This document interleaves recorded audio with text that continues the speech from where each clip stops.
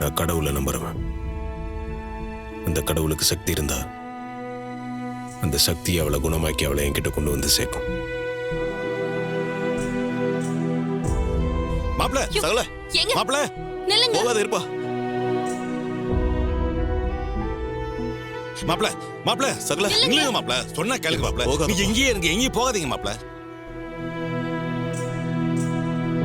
சகல போகாதையா. ரேவதி கொஞ்சம் நினைச்சு பாரியா. அவளுக்காகவாவது நீ இங்க இருந்துதான் பார்க்கணும்.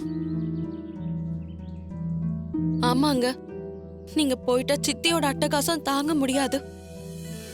அவங்களால ரேவதிக்கு ஆபத்து வரவும் வாய்ப்பு இருக்கு. அப்படிலாம் எதுவும் நடக்காதுங்க. மீறி எதுனா நடந்துச்சுன்னா கண்டிப்பா அவளை நான் காப்பாத்துவேன். மாப்பிள ரேவதி உயிருக்கு ஆபத்துன்னு சொல்லியே ஈஸ்வரி உங்களை வெளியே துரத்த பாக்குறா. அதெல்லாம் இல்ல மாப்பிள, நீங்க இங்கேயே இருங்க, நீங்க போக வேணாம். இல்ல மாமா, ரேவதி இன்னும் ஹாஸ்பிட்டல்ல தானே இருக்கா.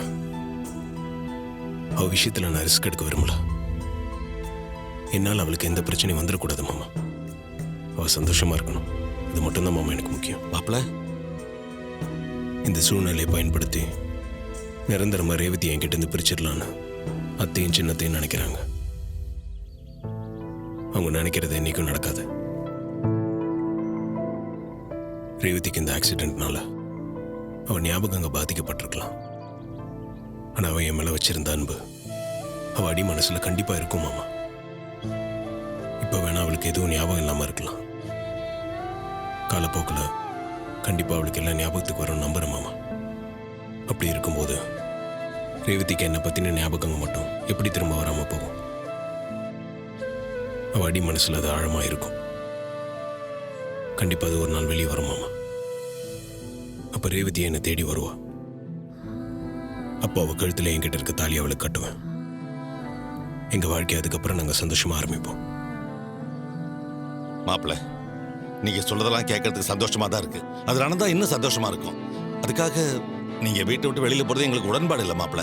நீங்க இங்கேயே இருங்க மாப்பிள. இல்ல மாமா, நான் இப்ப போய் தான் ஆகணும். நான் எங்க போனாலும் என் மனசு எப்பவும் ரேவதியை சுத்தியே தான் இருக்கும். அவ சீக்கிரமாவே குணமாயிடுவா, எனக்கு அந்த நம்பிக்கை இருக்கு. நீங்க தைரியமா இருங்க மாமா.